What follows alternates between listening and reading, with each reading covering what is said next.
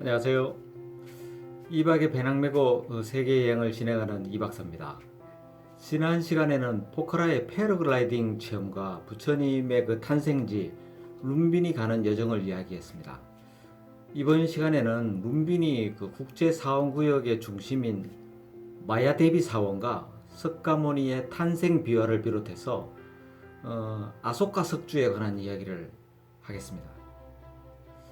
이야기에 앞서서 저는 불교 신자가 아닙니다. 룸비니를 찾은 이유는 그 우리의 정서에 가장 큰 영향을 미치는 요소 중에 하나인 불교의 기원을 찾아가서 이해해 보려는 하나의 일종의 호기심 같은 겁니다. 그래서 그 독자님들의 그 종교적 소식과 좀 다를 수도 있습니다. 하지만 그 국내 관련 자료를 종합해서 가능하면 객관적이게 설명하려고 노력했습니다. 종교학자만큼 전문적이고 심도 깊은 그런 근거를 제시하지는 못할 수도 있다는 점 너그럽게 이해해 주시기 바랍니다. 그 네팔 남부와 인도의 그 국경을 마주하고 있는 룸비니에는요, 석가모니의 탄생지가 있습니다. 따라서 룸비니를 이야기하기 전에 먼저 석가모니의 탄생 이야기를 먼저 해야 합니다. 앞으로 제가 인도 여행 쭉 연재를 하면서 이 불교 이야기가 많이 나올 겁니다. 많이 나오기 때문에 나중에 석가모니가 깨달음을 얻고 난 다음부터 석가모니로 불렸습니다. 그 전에 이름이 있었어요. 성은 고타마이고 이름은 시다르타였습니다. 나중에 이제 석가모니로 불린 거죠.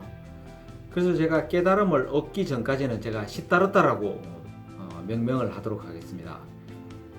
시다르타의 아버지는 네팔의 네팔과 인도의 국경 부근에 카필라라고 하는 조그만 나라가 있었습니다.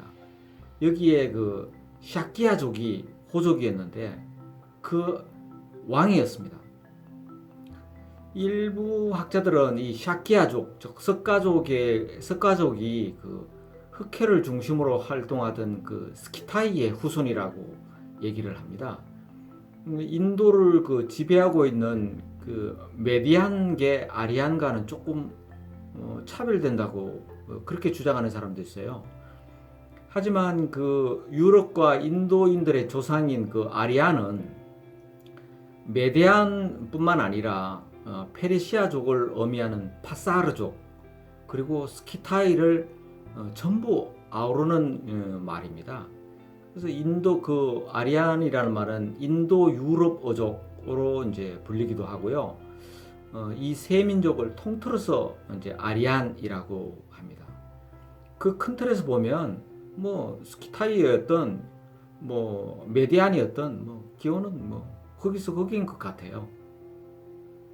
그 샤키야족이 인도의 그 주류를 이루던 아리안들과는 조금 다를 수는 있다고 하더라도 그 아리안을 중심으로 이루었던 그 브라만교 문화, 브라만교는 힌두교의 전신입니다. 브라만교 문화권에 포함되어 있었던 것은 분명했습니다. 그래서 시타르타의 그 당시의 브라만교 신분이 브라만이었다는 설도 있고 무사 계급이었던 크샤트리아였다는 설도 상충하고 있습니다. 그런데 이제 대부분 왕들은 크샤트리아가 왕을 했었습니다. 그걸 생각하면 아마 이 샤키아족들은 어쩌면 크샤트리아였을 것이다 라고 그렇게 판단이 됩니다. 그 시다르타의 그 어머니는요, 이 샤키아들의 그 왕국과 가까운 곳에 있는 그 콜리아 왕국 공주였어요. 이름은 마야 데비였죠. 콜리아는 그 룸비니에서 동쪽으로 한 7km 정도 지역에 있던 왕국입니다. 근데 이 왕국이 우리가 생각하는 것처럼 큰 왕국이 아니고 조그만 왕국이었습니다. 당시에 그 인도의 북부는요, 코살라국이라고 하는 나라가 주도권을 장악하고 있었습니다. 이 샤키아국과 콜리아국은 모두 코살라의 그 속국이었습니다. 그 샤키아 왕국과 콜리아 왕국은 크기가 비슷했어요. 잘못하면 큰 싸움이 날 수도 있고 전쟁이 일어날 수도 있잖아요.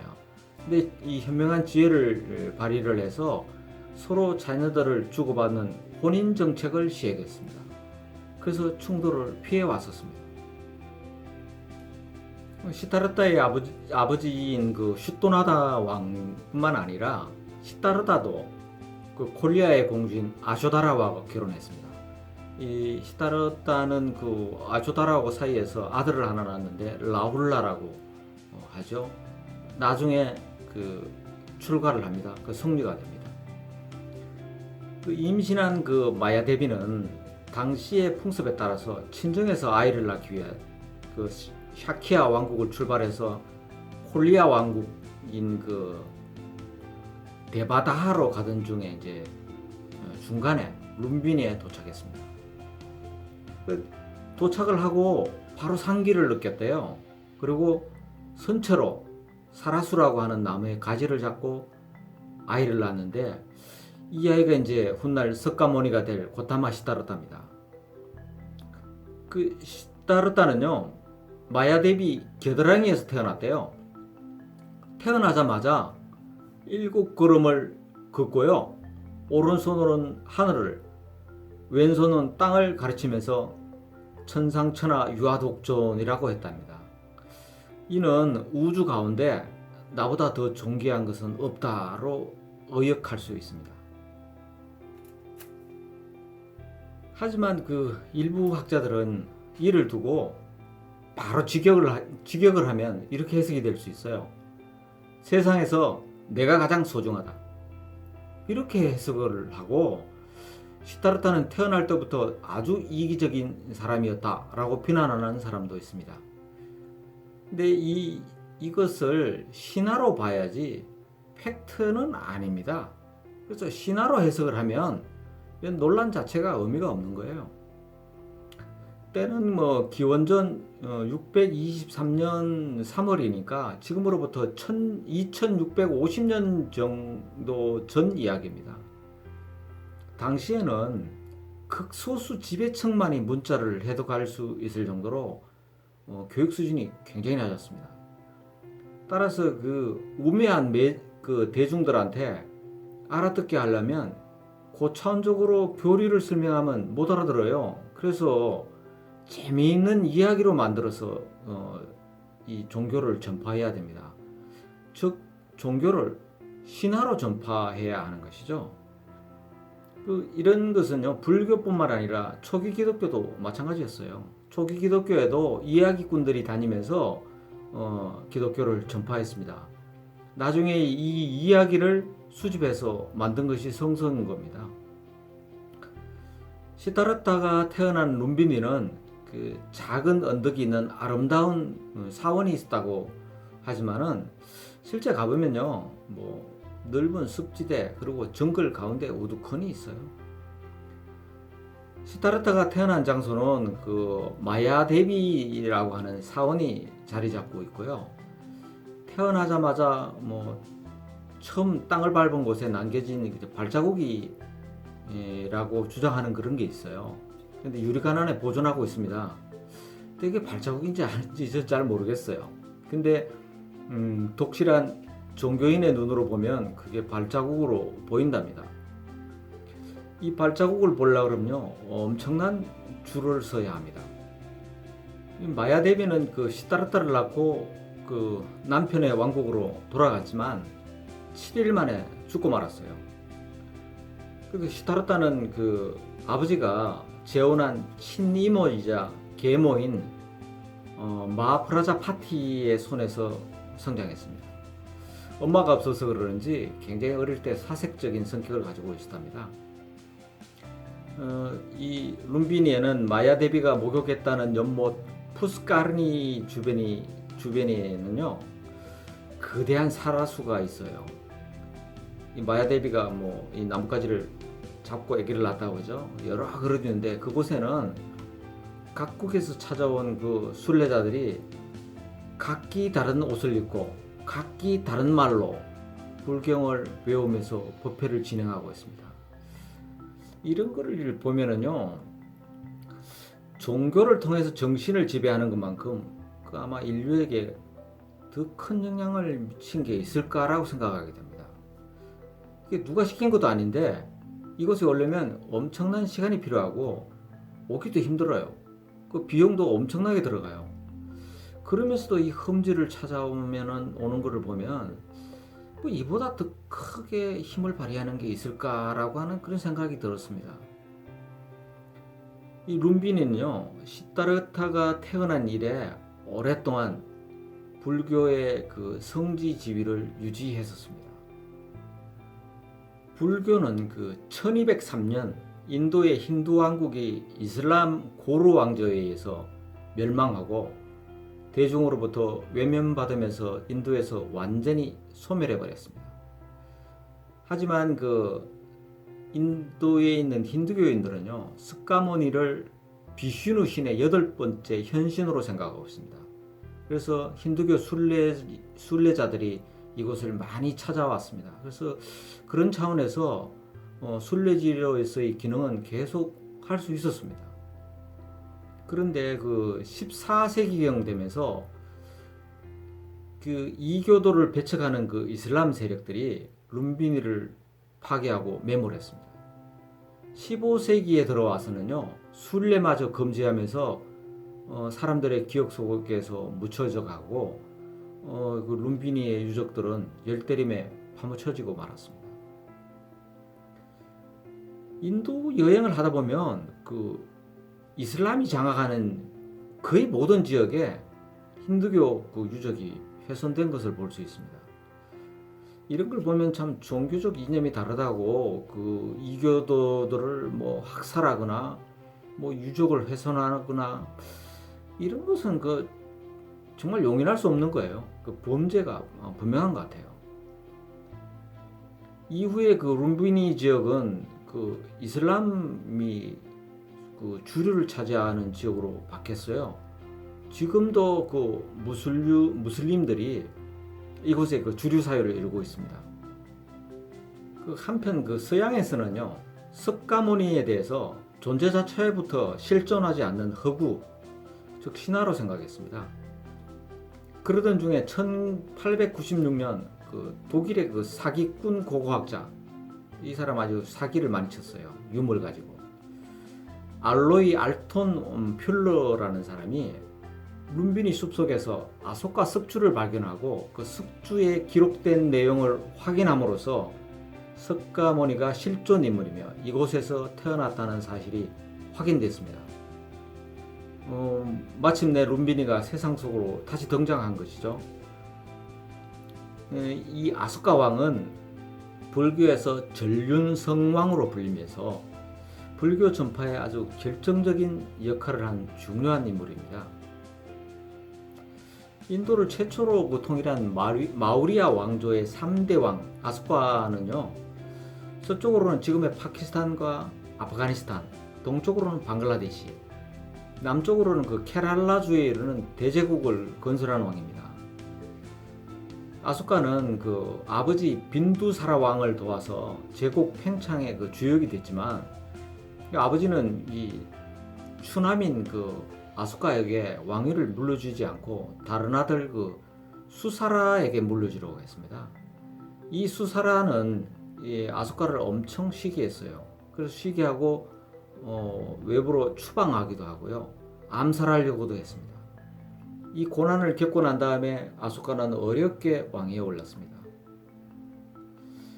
그 분노한 아소카는요, 자신과 어머니가 같은 동생 한 명만 살려놓고 형제 99명을 모두 죽여버렸습니다. 그리고 그들을 따르던 신하와 궁녀 뭐 이런 사람들까지 모조리 죽이는 아주 피해 군주였습니다. 아소카의 그 감옥에 걸어 들어갈 수는 있지만 살아서 나올 수는 없었답니다.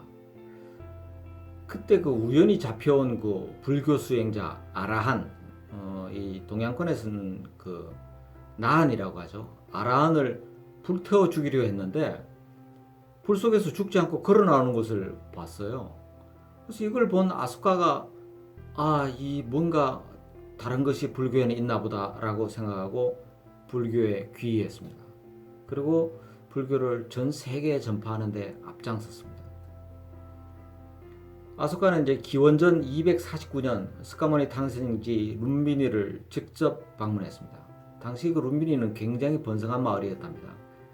아소카는 이곳에다가 불탑 4기와 꼭대기에 말 모양이 조각된 석주를 세웠습니다. 이 석주에 신들의 사랑을 받은 아소카가 제위 20년에 스카모니가 탄생한 곳을 방문하여 세존이 태어난 곳에 돌란간을 만들고 석주를 세웠다. 룸비니 마을에 세금을 감면하고 생산물의 8분의 1만 발칠 수 있는 권리를 준다라고 기록했답니다. 아소카는 그 룸비니에 이어서 그 스카모니가 깨달은 곳 부다가야, 최초의 설법지 사르나트, 그리고 열반한 쿠시나가르에도 그 스카모니를 찬양하는 내용과 주변을 성지로 선포하고 세금을 감면한다는 내용의 석주를 세웠습니다. 뭐 그 외에도 여러 곳 세웠어요.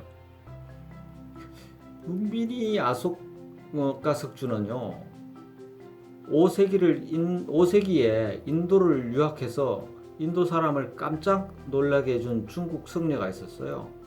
현장법사인데요. 이 현장법사가 쓴 대당 서역기에도 그 기록이 남아 있으니까 역사적으로 분명하게 실존했던 겁니다.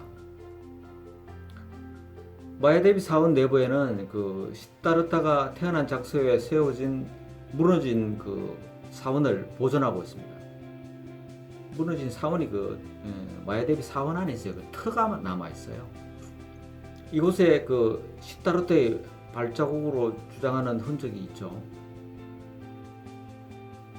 마야데비 사원 옆에 아소카 왕의 석주가 그 상단이 훼손이 돼가지고 조각난 채 보존되고 있어요. 그 앞에 그 마야데비가 목욕한 거로 알려진 연못도 있습니다. 연못 주변에는 그 사라수가 거대하게 있고요. 그 사라수에 오색 타로초와 불경이 메어져 있고 벌럭이고 있습니다. 정말 각기 다른 나라에서 온 신도들이 정말 각기 다른 언어로 불경을 우회해 게 그 참 진풍경입니다. 그 스카모니에게 무언가를 간절하게 그 갈구하고 있는 모습이더라고요. 신앙이 원래 그런 거죠. 마야데비 사원은 그 국제사원 구역 맨 남쪽에 있습니다. 이를 기준으로 해서 북쪽까지 그 운하를 만들어 놨어요. 원래 이 그 룸비니 지역이 습지입니다. 그래서 운하를 만들지 않으면 굉장히 습하대요. 동쪽에는 그 소승 불교를 신봉하는 미얀마, 스리랑카, 태국 사찰이 있고요. 그 운하 서쪽에는 대승 불교를 신봉하는 우리나라, 중국, 일본 사찰이 위치하고 있습니다. 이곳 입장료가 제법 비쌉니다. 그렇지만은 그 16억이나 되는 신도를 거느리고 있는 불교의 출발점이 바로 그 마야데비 사원이잖아요. 그래서 이를 직접 확인할 수 있다는 점에서 뭐 기꺼이 지불할 수 있습니다. 이번 시간에는 여기까지 하겠습니다.